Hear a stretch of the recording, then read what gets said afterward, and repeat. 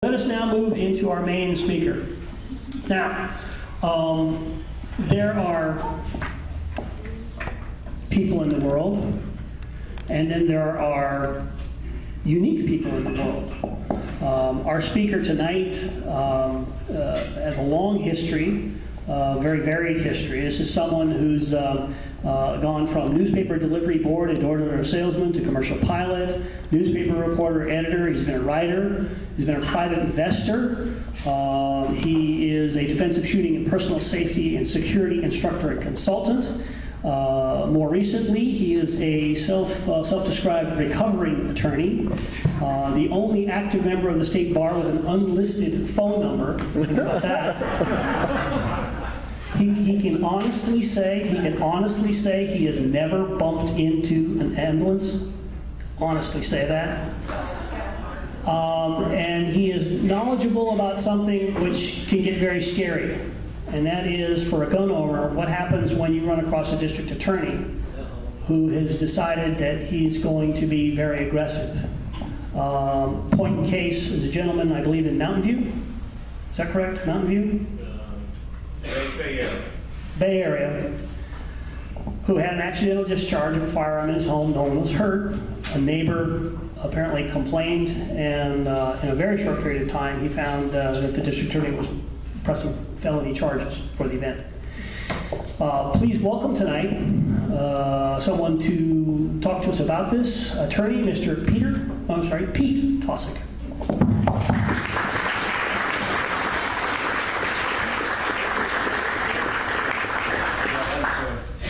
I'm a little bit short at one end. Okay, I'm only short at one end.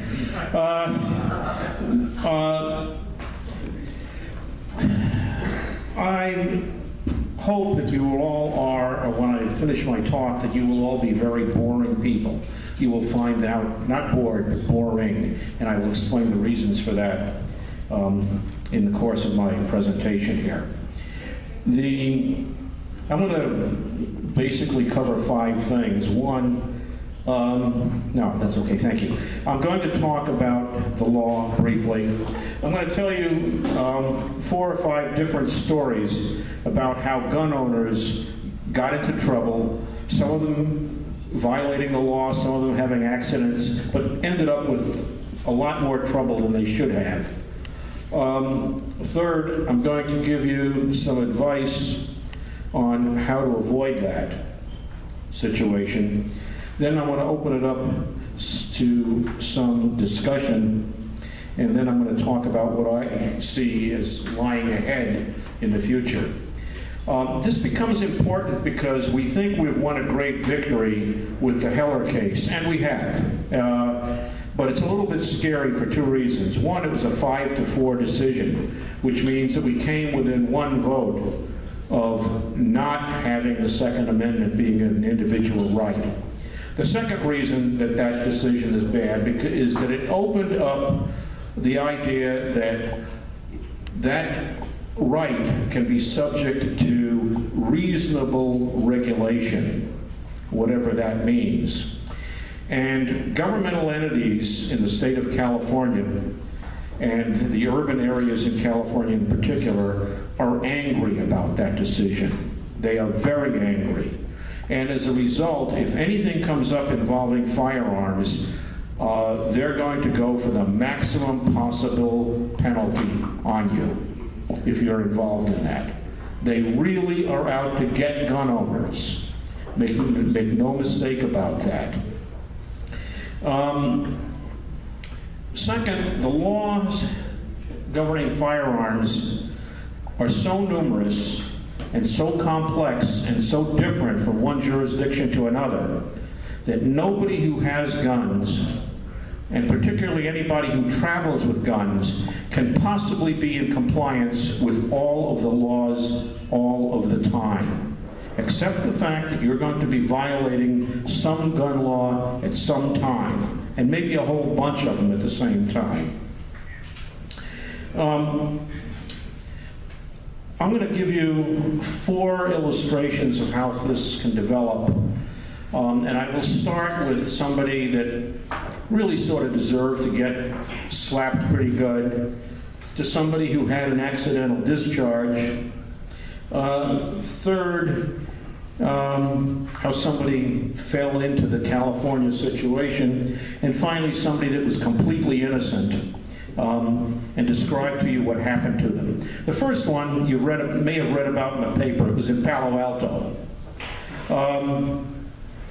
Our hero is in his backyard with a .22 rifle loaded with CV caps, and he decides to shoot a squirrel off a power line. Not the smartest thing to do. There's no berm up there that high. But somebody heard it. They called the cops. The cops came. Of course, he's gone by that time. But he is walking down the street, and the police officer approaches him and notices that he's wearing a gun club t-shirt. Well, that immediately raises a question. One thing led to another. He was stopped. He was did a quick shakedown, found ammo in his pocket, and he was cited originally for discharging an infraction, discharging a firearm, a misdemeanor, discharging a firearm within the city limit. When the case got to the district attorney decided that because this thing was fired up in the air, that it warranted a felony charge of reckless endangerment. That case is pending. The second case is very similar, except the guy didn't fire the firearm. He intentionally, he had an accidental discharge in his backyard. Got charged with the same thing. Was interviewed by the district attorney, who was ready to have it happen as an infraction, when he volunteered that it was all okay because the gun was pointed up in the air.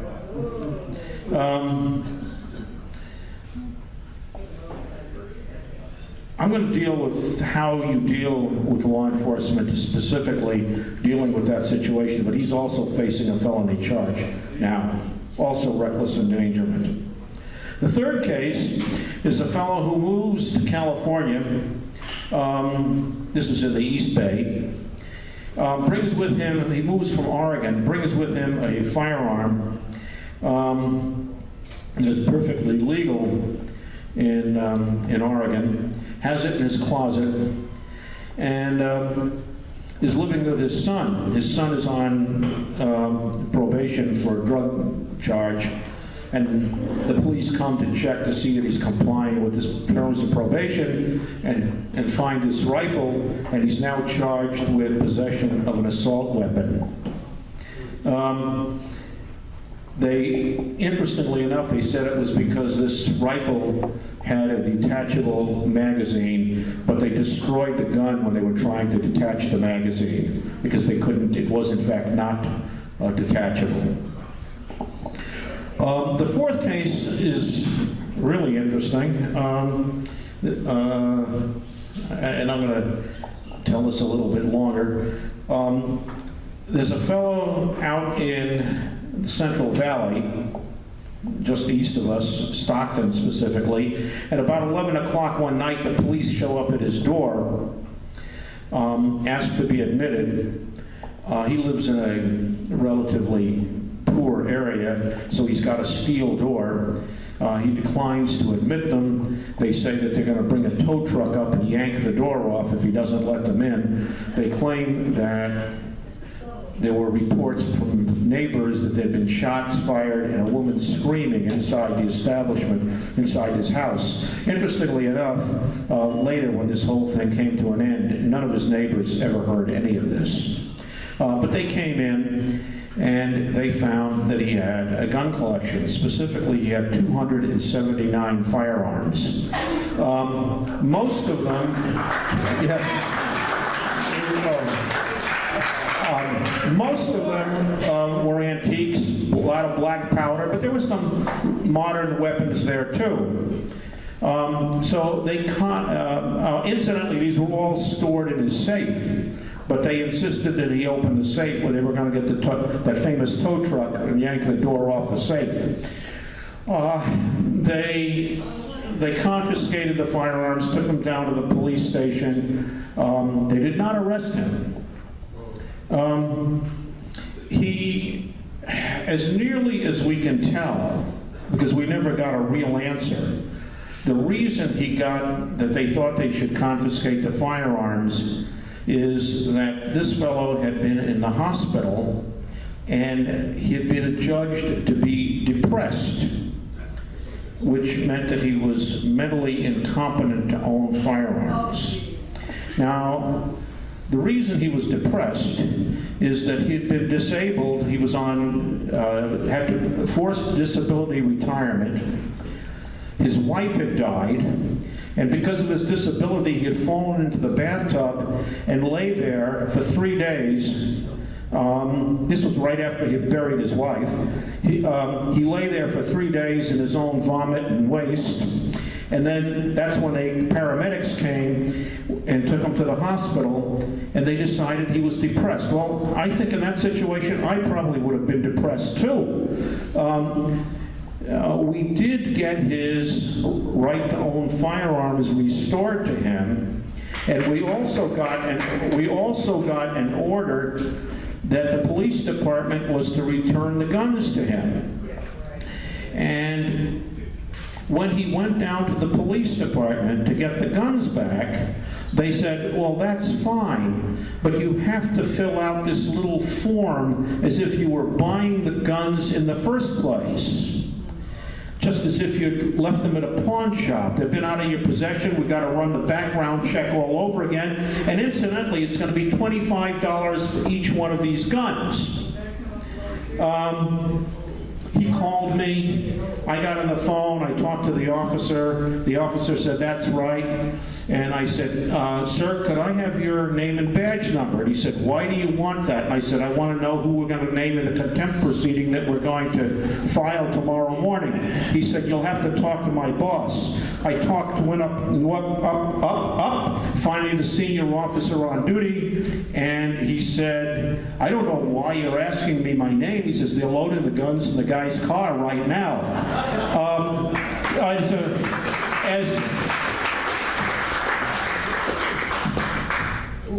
It was just pure anger, because on a legal basis, they were probably right. But it doesn't matter. It's water under the bridge. The guy's got the guns back, and he's bought several more since then.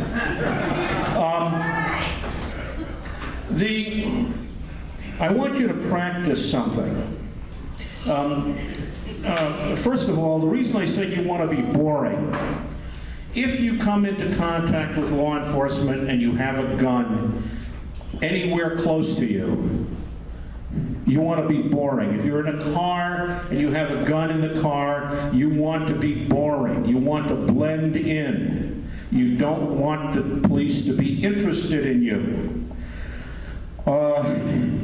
You can take this to all kinds of extremes, and we teach that, as a matter of fact. You don't drive a fancy car. You don't wear a lot of jewelry. Don't have a stack of bills wrapped in duct tape on the seat next to you.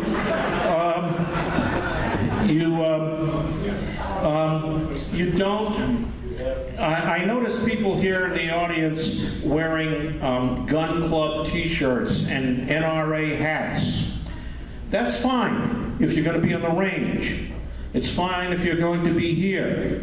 But if you're in the car and you get a traffic stop, or you're out on the street, that's going to be noticed.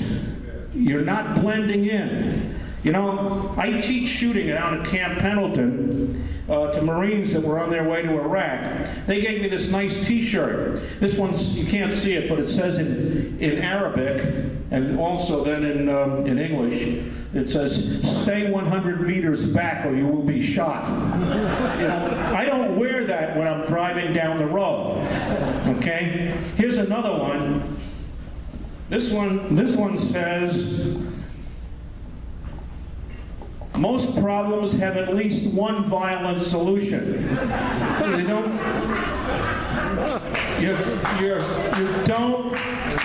and that sort of fits in with my philosophy. You know, we don't have guns. I don't have guns because I want to shoot Bambi.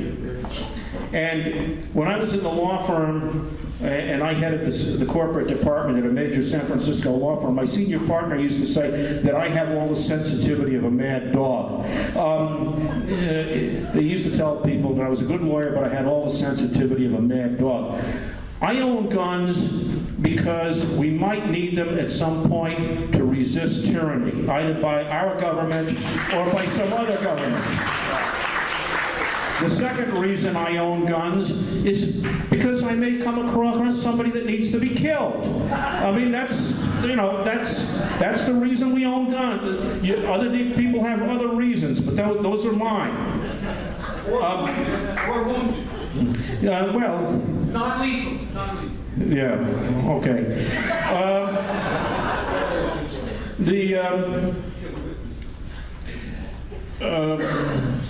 I stay out of places where bad things happen. I don't go to 7-Eleven stores after about 8 o'clock at night. I don't go to bars, or particularly biker bars or things like that. The traffic stops be very boring. And you have any guns in the car, sir? No. Well, you know, if something happens and they find guns, I thought he said, are you having any fun? And I've got, you know, I'm fortunate, I have hearing aids. I have real trouble hearing, so, you know, there we go. The most important thing is when you get stopped, I'm going to give a lot of time for discussion afterwards. I'd like to run through this.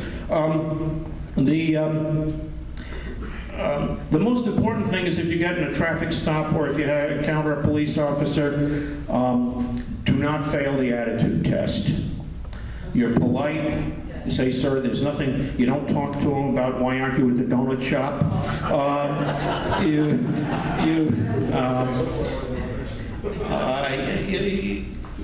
Be respectful, be nice, be boring. Where are you going? Visiting friends. Where? Up the road. Pleasure or business? Always on pleasure. Now, you get into telling me you're in business, you're there on business. What business are you in? You want to be very boring. Don't open the way to more conversation. If you're stopped by a police officer, there's a litany that I want you to learn, and you should practice this. If something bad has happened anywhere around, and you're there, they may want to ask you questions.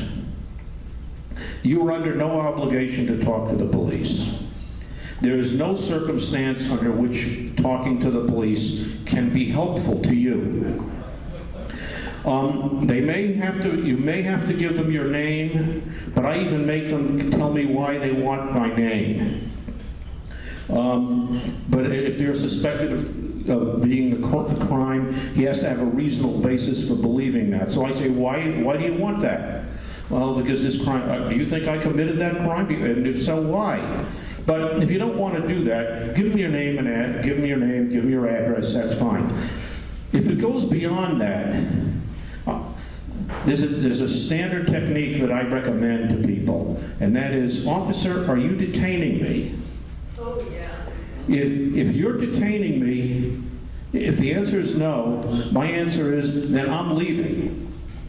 I'm not going to answer any questions. I do not want to talk to you, and I'm leaving. If he is detaining you, the answer is, I'll be happy to answer all your questions as soon as my lawyer is here. Do not talk to them. And again, I'm going to tell you another story. This one took place in New York City. There is a Orthodox Jew diamond merchant who's driving down the street in Manhattan. Because of his business, he has a concealed carry permit. Somebody sees him, a guy sees him, grabs a tire iron, and starts walking toward him and saying, "You son of a bitch, I'm going to kill you." And he walked over, and he raised this thing. The guy pulls out his little Smith & Wesson .38 and shoots the guy dead. He was charged with murder. When the case came to trial, the detective is on the stand, and he says, he's asked, "Do you remember the night?" And, "Oh, yes, I remember it well," leafing through the notebook. He says, "Can you tell us what happened?" He says, "Yeah, the defendant saw the victim and said, 'You son of a bitch, I'm going to kill you.'" Got it turned around completely. Now, the case was reversed on appeal after the guy had served 3 years in one of the state penitentiaries in New York. The answer is you don't talk to the police in uncontrolled circumstances. You do it when there's somebody taking notes and a lawyer is there. The cases that I told you about, the people firing the guns, the answer is, "Officer, if you're detaining me, I want my lawyer present. If you're not detaining me, I'm not going to talk to you. I'm leaving." There is no way that talking to the police is going to be helpful to you. I recommend that you practice the script that I've given you, and that is because the police, in a situation where something bad has happened and they have reason to think you know something about it, are going to throw a lot of questions at you very quickly. The reason they're trained to do that, the answer is that they want to rattle you so that you'll be ready to talk to them, so you don't think, so you respond instinctively. And you know you're good people. And you're going to tell this guy, and you're going to convince him that you're a good person.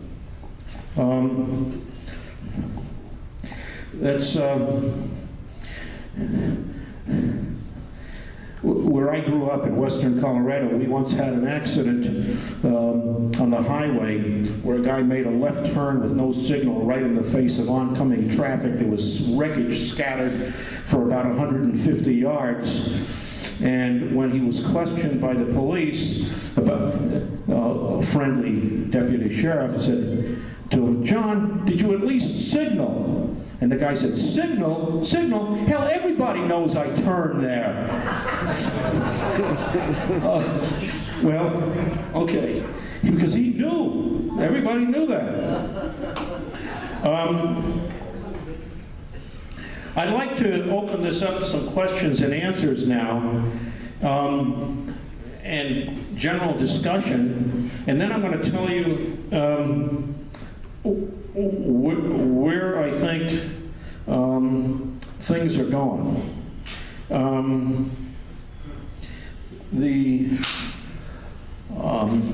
Let me just tell you one other thing. I talked to you about the anger about firearms. The anger of the governmental institutions. A local gun shop, and by local I mean on the peninsula here, was going through their annual ATF audit about a month ago. And halfway through the audit, not at the beginning, not at the end, the senior guy in charge gets a phone call from the ATF in Washington.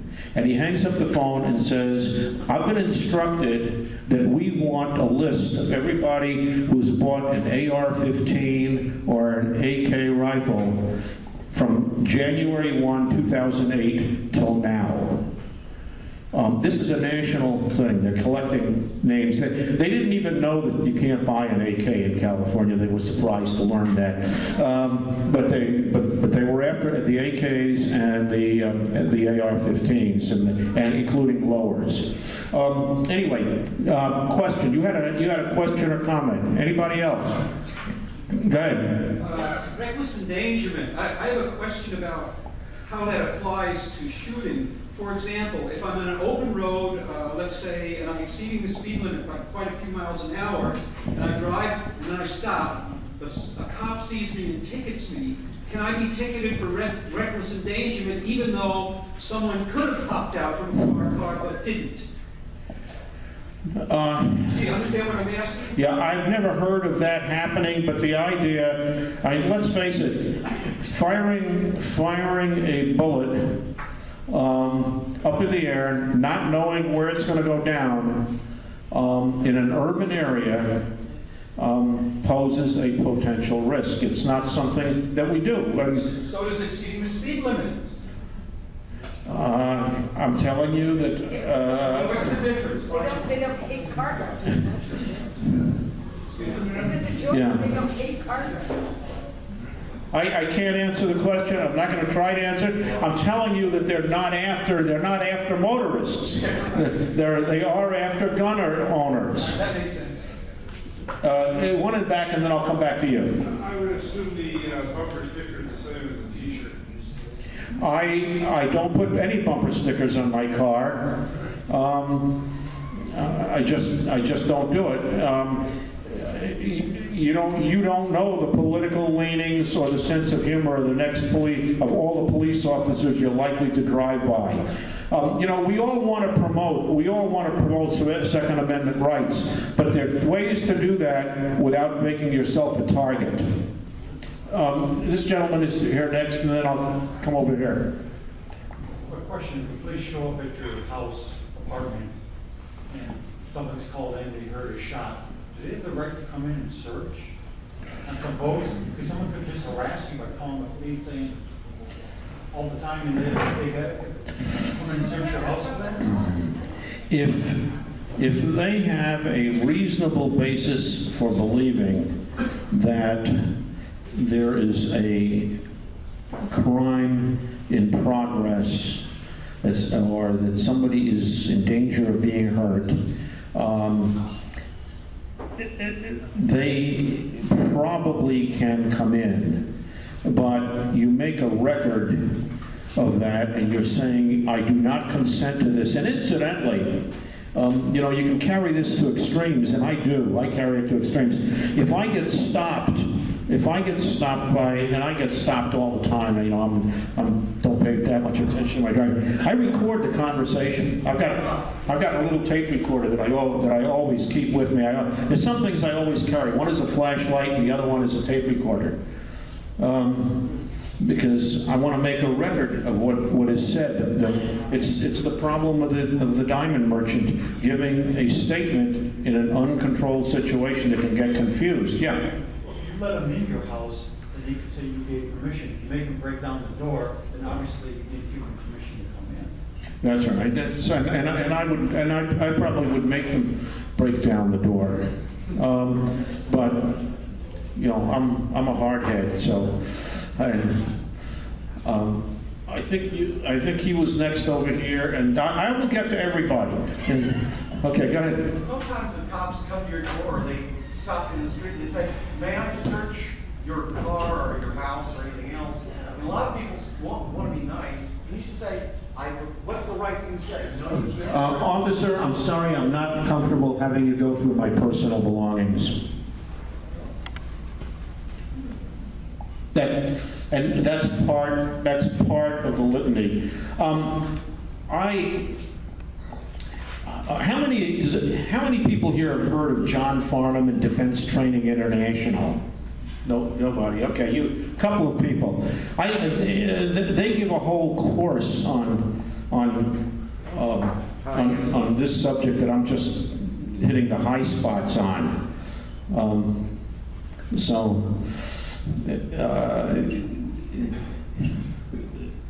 Let me tell you something. If they thought that they had the right to search, they would not be asking your permission. They ask your permission if they think that they may not or probably do not have the right to search. They don't ask if they know they've got the right. I'm sorry, I'm going to get everybody. I was kind of wondering, don't the police have to have a warrant to search and seize?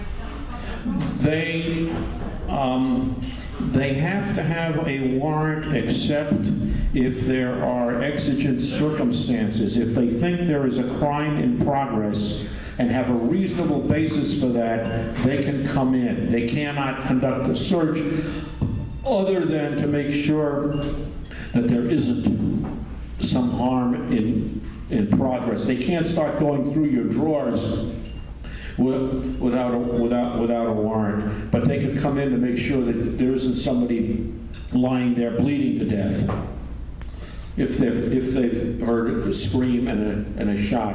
But they have to make a record, and you can ask them on what basis do you think you're coming in, and make a record of it. Yes, ma'am. Wouldn't that be the perfect opportunity for them to plant something in your car or in your house or keep them out? You know, I've seen that happen in movies and on television. Unless you're a known drug dealer or they don't do that to ordinary citizens, and I don't even know of it happening to very many criminals. You know, if you've had 2 felony convictions and they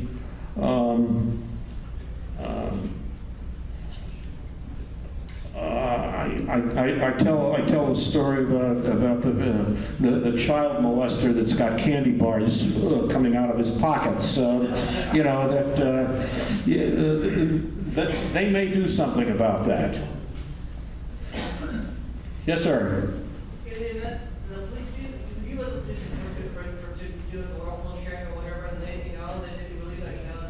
I'm sorry, I can't hear you. But you know, in the event that you let the police in your house, they'll look around, hey, you got a safe there, and they believe they should search your house, and then they're searching it, and they demand that you open the safe. Can you say, no, you need a warrant to open that safe because the lock is here? I couldn't He hear. wants to know if they come to your house and they see a safe, can they make you open the safe? No. Not only can they not open it, but on my gun safe, I have a printed plaque that says, "Caution, black powder stored inside." That's boring. Well, but you're not going to be boring when they're in there. I mean, when they're there for some reason. You've passed the point of being boring. Pardon me? Probably tell them no, you can have that gamer and they can't afford to go. You can do all kinds of things. I simply would say no.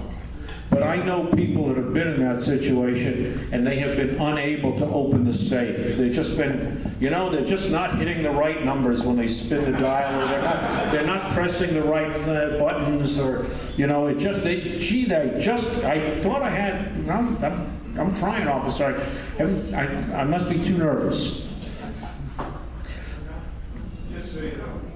What does law enforcement consider to be excessive ammunition in a private dwelling?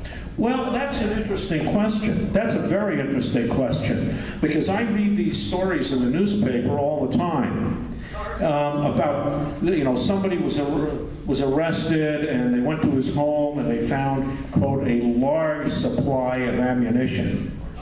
And when they get down to the details, it always ends up being a tiny fraction of the ammo that I have stored in my house. Okay?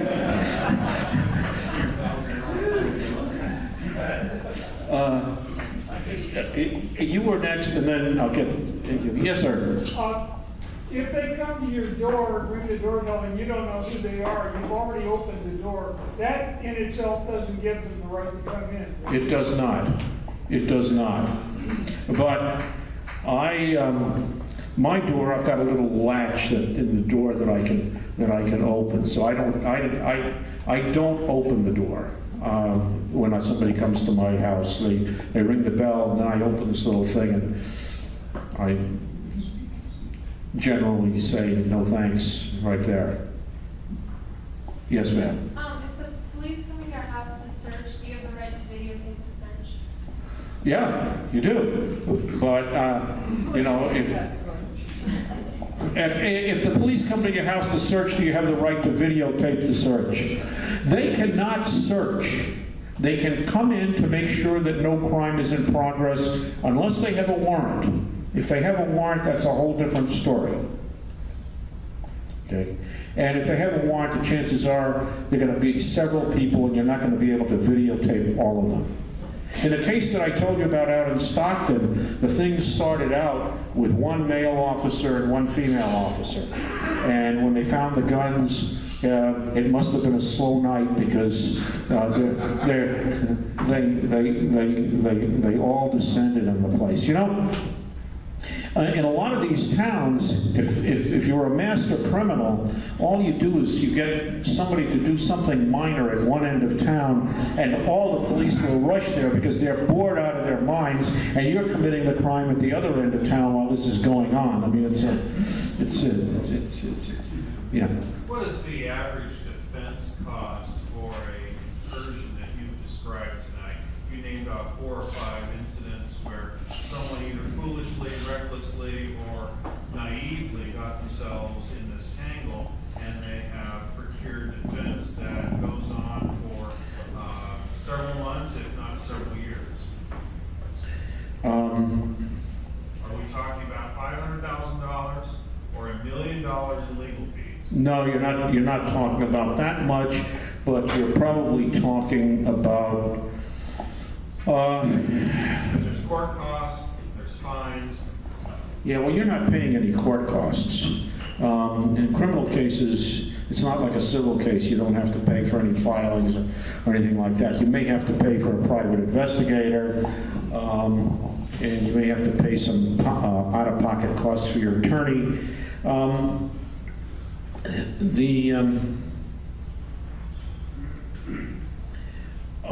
I'm really not in a good position to tell you that. I handled the case out in Stockton.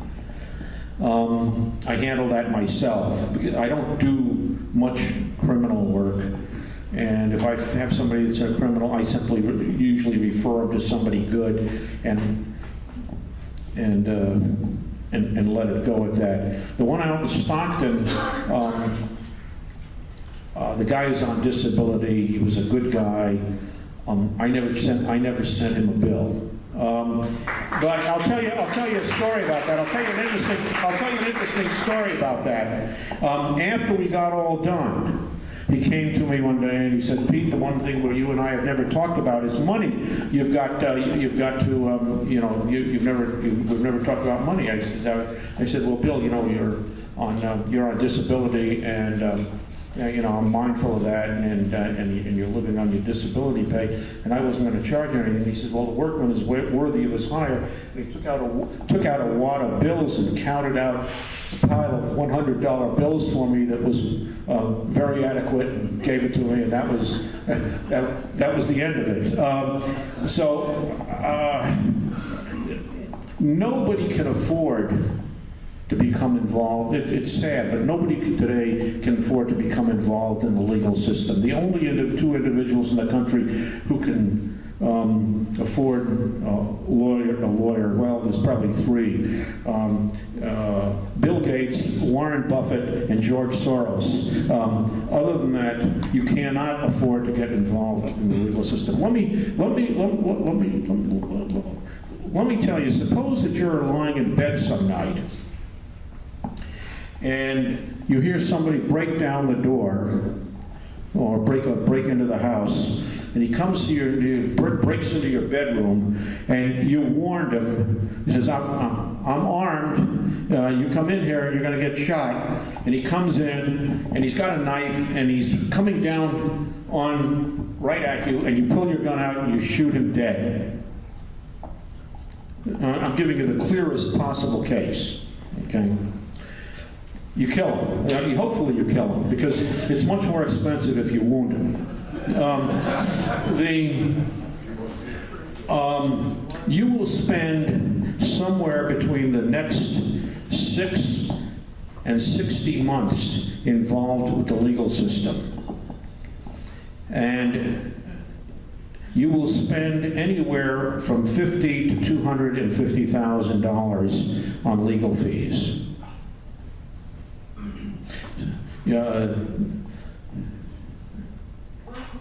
We all know that paying lawyers' bills is the highest calling of American citizens and businesses, but that seems to me to be, yeah. But that's part of a much bigger problem. Yes, sir. Does any type of homeowner's insurance or anything cover that kind of stuff at all? It may cover you in the civil action for wrongful death that will follow from dirtbags survivors. And they will probably end up paying him off because it's cheaper to pay them something than it is to defend the case during the pendency of it.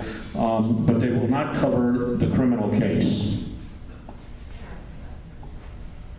Yes, sir. How good do you think the public defenders are if you're in a situation like that? Some of them are very, very good. It's just like they have the whole range of attorneys that are just as good and just as bad as you will find across the board in private practice. Some of them are really superb, and others are less than that. Get about half of the class, I guess. No, they used to have. They used to say that in law school that the top third of the class become law professors, and the middle third of the class they make the judges, and the bottom third of the class makes the money. Yes, sir. In that case you just described, you shoot somebody in your house, do you recommend speaking with the police, explaining all what happened? The same thing again, you shut up and get a lawyer. Okay. You've shot somebody, which is not something you want to do, but it has been unavoidable. What I recommend that you do is that you leave the house, go someplace not very far away, but far enough away, and call the police. And what you say to the police is, "Officer, I would like to report a shooting." And you give them the address. And the police will come. Boy, will they come. And they will surround the house, and eventually they will probably go in. And there'll be a lot of excitement, and the police will all have their guns out, especially when they find a body there. And there'll be a lot of churning around. Now, if it happens at night, you're not going to have a lot of old police officers experienced. They work the day shift. The night shift, you're going to have a lot of young guys there, probably. You do not, and you can come back and there'll be people around, and you stand there and you watch. And after the police have put their guns away, you do not approach police officers when they've got their guns out. You walk up, find a senior officer you can get to, and you say, "Officer, I'm the one who called. I'm the one who called. If the circumstances are right, you say, that's my house, and I'm the one who called." And if you want to add a little bit more that could be helpful, that man tried to murder us. not tried to kill us. Man tried to murder us. And at which point they're going to start asking you may probably start asking you some questions, and that's when you say, "Officer, I'll be happy to answer your questions when my lawyer is present." And you know what? They're not going to be angry. You think they want you to talk? No, if you talk, they're going to have to take it all down. They will probably arrest you. You will spend the night in jail. Do not talk to your cellmates or anybody else in the jail.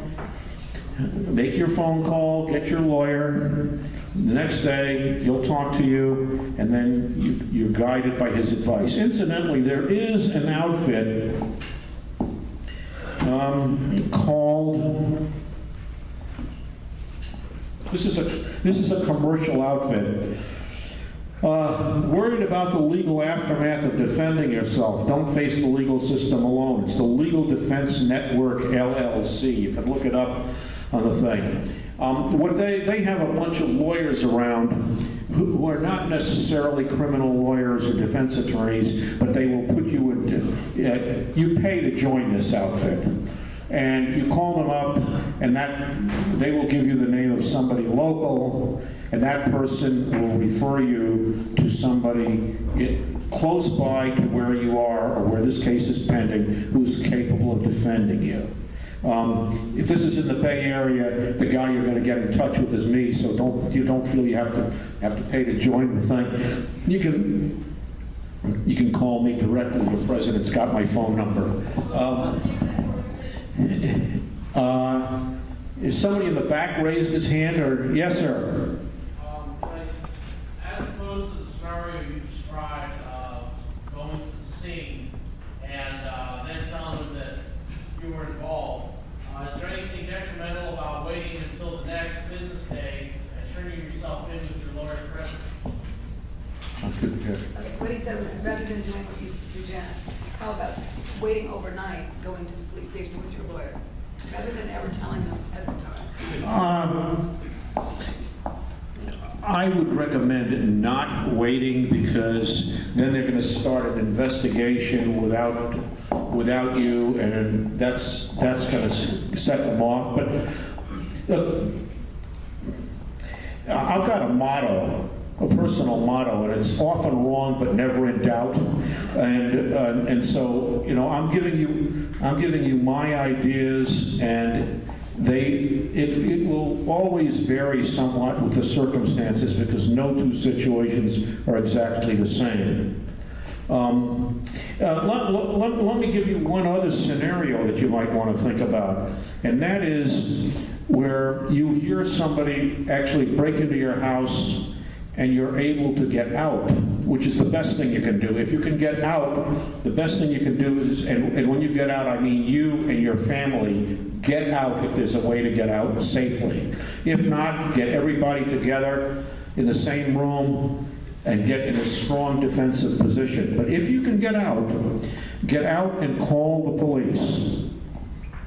Do not call the police and then think about getting out. And the reason for that is that, let's assume that for once your 911 call, instead of being dial a prayer in the next century, actually brings police to your house. Okay?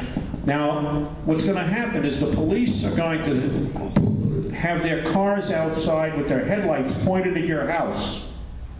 And they're going to be behind those cars with their guns out. And I'm talking about most communities. Some police departments handle this differently. But in most of the urban areas, they're going to be out there and they're going to have the guns pointed at your house, young officers. They're going to be nervous because they don't know what's going on. They're not going to go in. Eventually, they will send Jethro the Wonder Dog in. But you don't want to be in the house with the guns being pointed at you. And you don't want to come wandering out thinking they all know that you're the homeowner. They don't know who you are.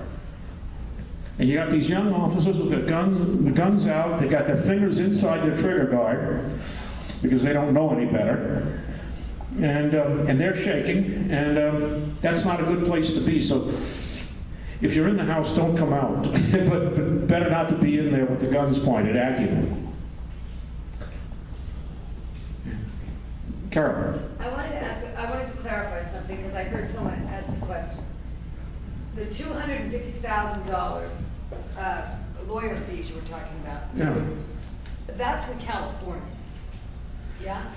Yeah, but it doesn't vary much elsewhere where you've actually shot somebody. Yeah, that is California. The prices are a little bit higher here. I mean, I hear of things like in Texas where people are not charged under those. Oh, there are. Yeah, there are. You know, it's like the, you know, there are places, you know, where the sheriff, where the guy shot the policeman, and they caught him, and they put 78 rounds into him or something like that, and they were asked, the reporter comes up and asks them why they fired, why they shot him so many times, and said that was all the bullets we had.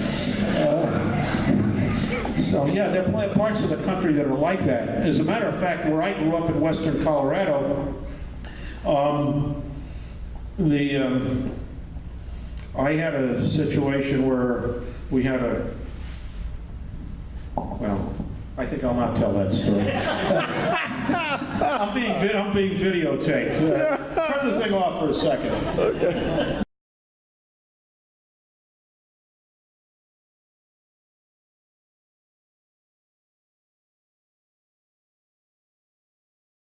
It's on. Yes, sir. Over here. Yeah, whichever one of you. What do you do with the gun after the shooting? You don't want to leave it out. No, if you've gone to a neighbor's house, lock it up there, and you tell your lawyer where it is, and he'll get it to the police department. Do not walk up to the police carrying it in your hand or on your person. A bad idea. As a matter of fact, it's not only is it a bad idea, it's very rude. And the reason it's rude is that from here to here is, you know, I mean, that doesn't take very long. I mean, you never approach any gunman with a gun in your hand. It's in your holster or it's pointed down range. Yeah. Yes, sir. First, thank you for the very intelligent and cautious presentation you gave us. Everything that you have said, especially the common sense advice to keep our noses clean. I don't speed on the highway when I have guns in my car and so on. But if I may come to a tiny little bit of dissent, and it's only because I actually meant to ask our dear members and fellow members at the end of our meeting tonight.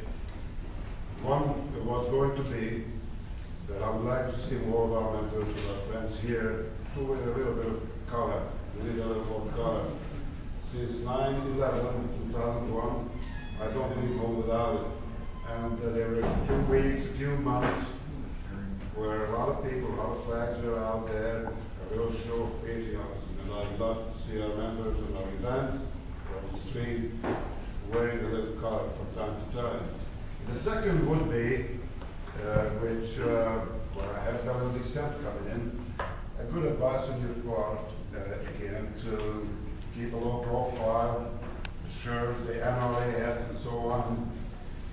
Well, a few decades ago, every other pickup truck had an NRA sticker on, and here even in this valley, in the 70s, you can see some pickups with a shotgun in the back. Nowadays, you can drive around for 3 months before seeing an NRA sticker on another car. I was born and raised in a communist country where I had to lean over and whisper my thoughts, where I had to be very cautious what radio station do I live on or listen to. And we're heading that way. And my tiny little dissent comes in, I know it's my choice. I don't whisper anymore. God gave me 61 years to live, and I came to this country, my home now. And I'm not going to whisper now forever. I'm not going to be radical about things. So I'm going to have my NRA sticker on my truck. I'm going to have my American flag, and I'm going to show my fellows what is wonderful and great about this country. I'm going to wear my shirts, and I'm going to wear my hat where I dance well, please. And I'm not going to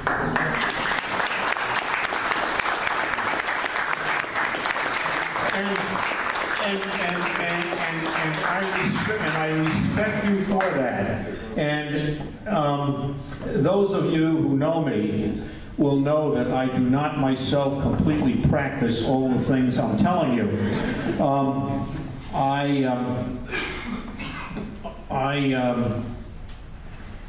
I tend to be pretty outspoken, and I publish a blog that is pretty outspoken about gun rights and other things. But what I'm telling you is what is in your best interests insofar as interacting with law enforcement, which is a very discrete subject. I don't think, I wish I didn't feel that we're just fighting a rear guard action and moderating the rate of decline of our rights, of all of our civil liberties, and our gun rights in particular. I would like to see the gun organizations not just respond defensively to the curtailment of our rights and try to preserve what we have. I would like us to go on the offensive. For instance, and this is getting beyond the subject of my talk, but in the Heller case, the Washington, D.C. gun case that I started with, the court ruled that having firearms is a fundamental individual right. Now, the Second Amendment says the right to keep and bear arms. What does bear mean? Bear means to carry, to have them with you. Now, if that's the case, if that is a fundamental right, how can that right be at the discretion of a local police chief or a local sheriff? How can they have the right to deny you the right to have a concealed carry permit and at the same time make it impossible for you to carry openly? Okay? Now, I proposed some time ago, right after the Heller case came out, I proposed to some of the gun organizations that they bring an action on that subject. I'm happy to see that Don Kilmer is doing that. Don Kilmer is a really good guy at this.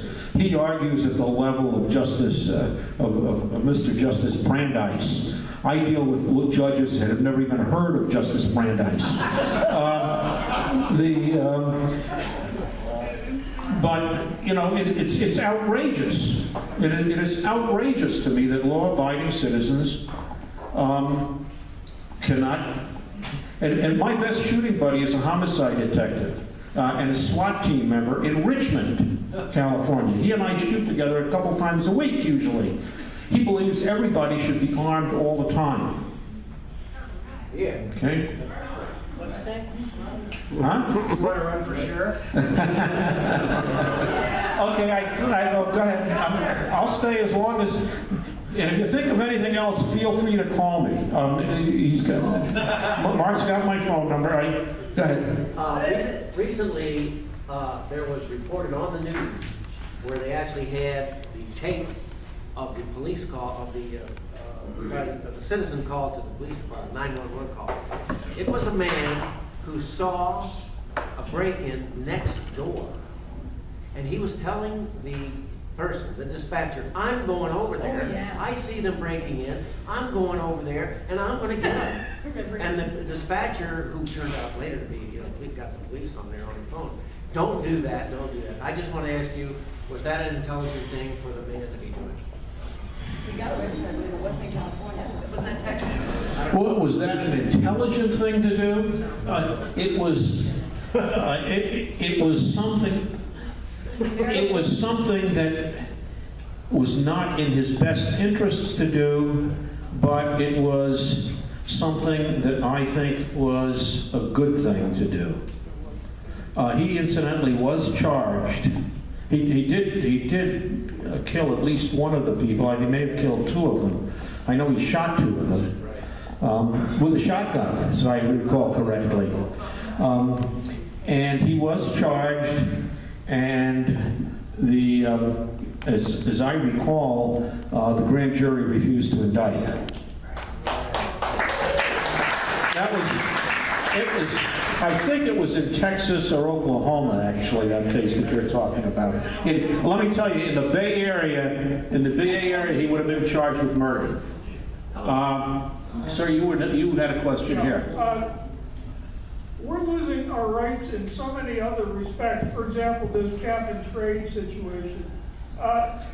A person can only do so much, but what are your recommendations about all these other situations too? Do you have any? Do you ever have time to get involved in contacting legislators or anybody?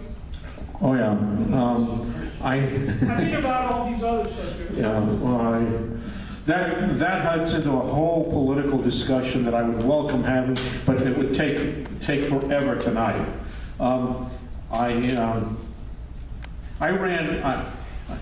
I do know this. I ran a congressional campaign. I managed a congressional campaign when I was 18 years old, and we won. And I saw a very good guy go back to Washington, and by the time he was halfway through his second term, he was the same kind of asshole as the rest of them. Go ahead, back here. With regard to the situation that Jan was talking about, by having people filing false police reports and so on, aren't there any things like harassment or abusive process or other types of things that he could get through for because they are basically abusive process or civil type of law? Not if they do it just once. What's that? I think not if you did it just once, that they just made a mistake, you mean, and call the police. What's systematic and continuous? Oh, I should think so. Yeah, there are things that can be done, and there are civil cases that can be brought. It's a tough row to hoe. It's a tough case to make, and you're going to have to, chances are you're not going to find somebody to take it on a contingency because it's too dicey, which means you're going to have to spend a lot of money. And if you live in the community, it gets, you got to be pretty tough to do it. Let me give you a personal note. I am not an optimist about the way things are going. I like to see groups like this. I like to work with groups like this because I think we ought to push. I think we ought to say no. I think we ought to fight. But California is a tough place to do that. And a number of years ago, I bought a piece of ground in the Rocky Mountain area. I got a double wide on it that's pretty comfortable. I got a dish that I can pick up my high-speed internet and telephone. I've got a generator and a diesel tank. It's completely off the grid. And I even got to the point that I set up these storage units at 200-mile intervals between here and there, at which I have non-perishable food and gasoline and ammo, so I can go from one to the other. I have to replace the gasoline periodically. But let me tell you, I'm 75 years old. I'll be 75 years old in August, and I've decided, I'm not going to go out and live in the woods at my age. So we all have to make our decisions about what our personal line in the sand is. And my line in the sand is that I will not let somebody take my guns. Right on. And that means that at some point, if things keep going the way they are, it means that I'm probably going to have, because my name is on the list, or lots of different ways, somebody's going to show up at my door, and that means we're going to have a confrontation. It's probably a confrontation that that probably will not survive. But you got to think about these things, and you've got to make your own decisions and be ready for what may come. I have a rather unusual background. I was born in Czechoslovakia, and I spent the first 4 years of my life there. And when our relatives in the United States, my father had a cousin who was an admiral in the U.S. Navy, and my mother's father was a very prominent physician, and they said, there are very bad things going to happen there. You ought to get out of there. Not to me, my father. I was 4 years old at the time, and in 1938, my father picked up and moved the family to the United States. It was a hard thing for him to do because the family was a big deal in Czechoslovakia. Very comfortable, very well off. He picked up and he moved. And the one lesson that he taught me, because everybody else there thought he was crazy. The rest of the family all thought he was nuts for believing these people in the United States. They didn't understand. I mean, Germany was the most cultured, most sophisticated, richest country in Europe. They couldn't possibly engage in the kind of barbarism that my relatives in the United States were warning about.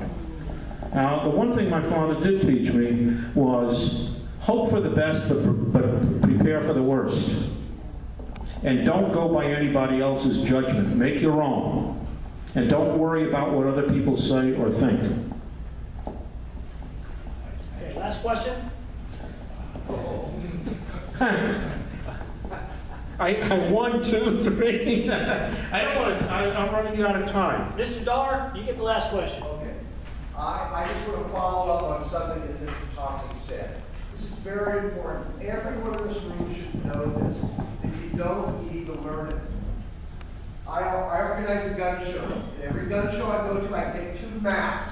I put them on the wall to show everyone. And I continually astonish gun owners who are going to gun shows. Everyone should know this.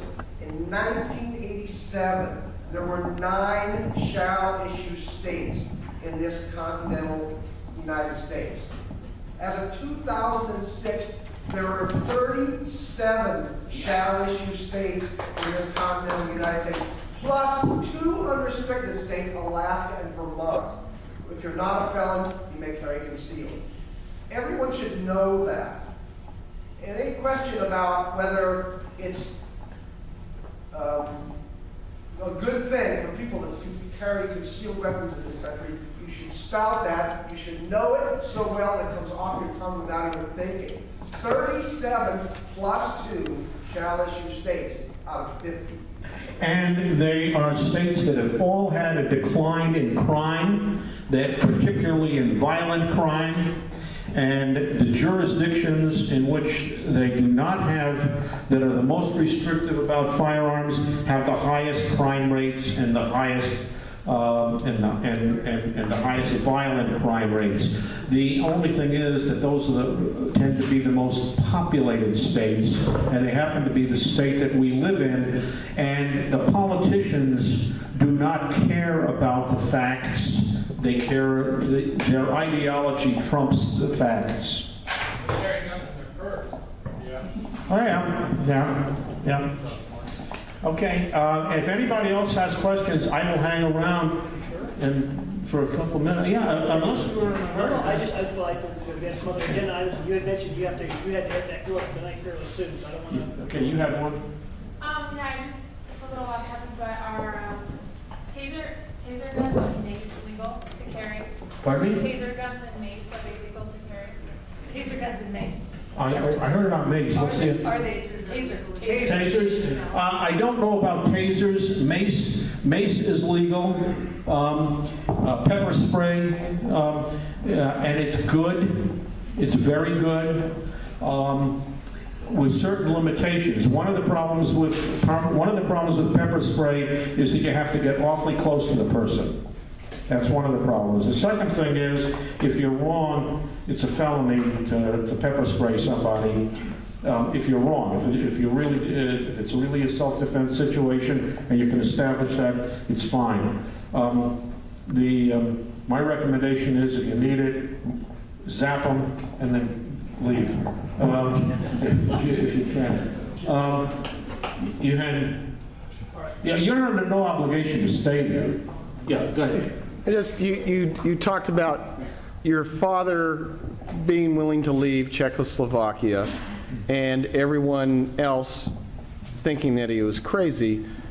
Were people, was Mein Kampf never translated into Czechoslovakian, or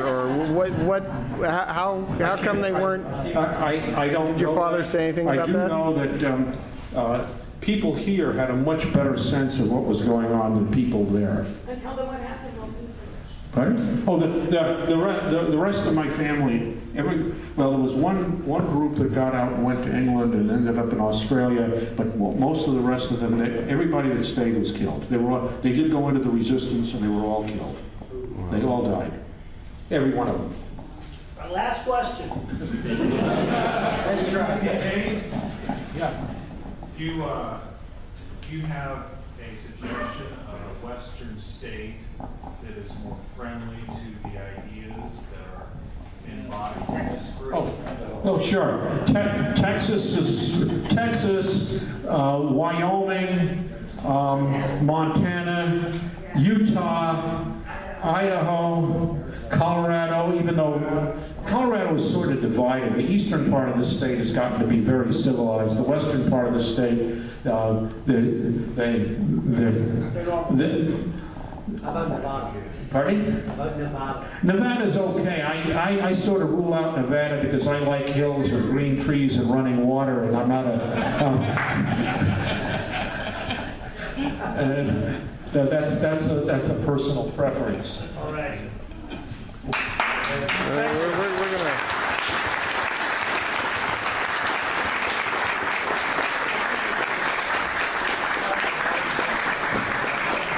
Ladies and gentlemen, I'll say it again. Where else do you go to get attorneys that tell great stories about things that they can't say on camera? Here we go. There's, you may not realize this, but I'm a one-armed lawyer. There's a very good story about somebody that wants to hire a one-armed lawyer. The one-armed lawyer he wants is because he's tired of paying huge amounts of money for legal fees and having somebody tell him on the one hand this and on the other hand that. I don't do that. I tell you exactly what I personally think, and I will be wrong sometimes. And when I'm wrong, I'll tell you that I'm wrong, but you will know exactly what I'm thinking. Thank you. Once again, ladies and gentlemen, Attorney Pete Taussig.